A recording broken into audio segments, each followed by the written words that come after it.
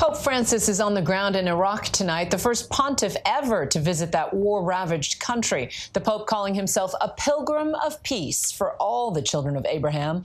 But it's a high-risk visit during a pandemic and with lingering conflict in the country. ABC's senior foreign correspondent Ian Pannell reports from Iraq. Tonight, Pope Francis in Iraq amid unprecedented security. Francis forgoing his usual Pope-mobile, instead protected by a huge cordon of heavily armed troops. Iraqis ignoring orders not to line the streets, instead coming out to cheer. We can't express our joy. All Iraqis are happy, not just Christians. We hope it will be a blessed day for us and for all the Iraqi people. Pope Francis personally insisted on making the visit to show solidarity with Iraqis, ignoring warnings it's too risky. "I come as a pilgrim of peace," he said. "May the clash of arms be silenced." He was taken by armoured car to the church where ISIS suicide bombers killed 48 worshippers in 2010. During his three-day trip, he'll come here to the Christian town of Karakosh, once overrun by ISIS militants. ISIS murdered, raped and pillaged across Iraq, destroying lives and communities, driving hundreds of thousands of Christians and Yazidis from their homes. They desecrated ancient churches like this one. You can see where they used it as a firing range, destroying these ancient biblical texts carved in Aramaic, the language of Jesus. So when Pope Francis comes here on Sunday, his message of peace and coexistence will be heard by Iraqis.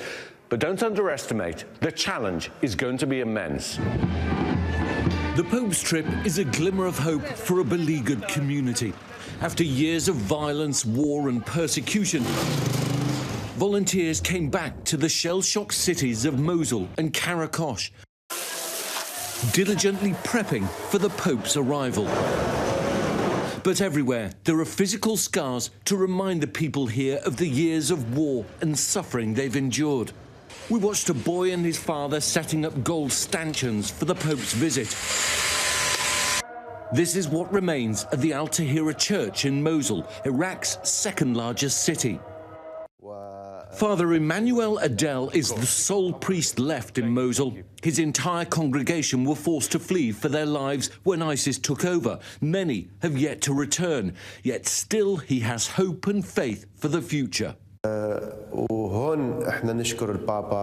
We thank the Pope for visiting Iraq and hope that Iraq gets back some of its culture. He's not here just to visit the Christians of Iraq. He's coming to visit everyone. The Father brings with him coexistence and brotherhood with all faiths. He puts humanity before religion. With the Pope now here, perhaps a message that Christians in the region are no longer alone, that sectarian divisions can end. But it'll take more than words and prayers to heal the pain and suffering of Iraq.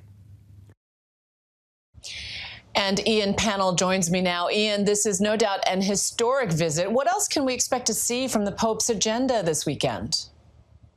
Yeah, that's right, Juju. Truly historic, something that the people of Iraq have awaited for a very long time. So, early tomorrow morning, the Pope heads south to the ancient city of believed to be the birthplace of the patriarch Abraham, or Ibrahim, seen as the patriarch, of course, of Christianity, of Judaism and of Islam, before then heading to Najaf, again, another holy city here in Iraq. But it's also home to Grand Ayatollah Ali Sistani. He is one of the most influential Shia religious leaders in the world. And just that idea of having the head of the Catholic Church together with the head, or certainly one of the leaders of Shia Islam, I think will send a very powerful signal around this region. He then on Sunday will go to Mosul. Mosul, of course, was where Baghdadi declared the caliphate of ISIS. He's going to visit some of those centers that ISIS occupied, including one of the main churches, the Catholic Church in the center of ISIS, has been badly destroyed. We've been in there filming.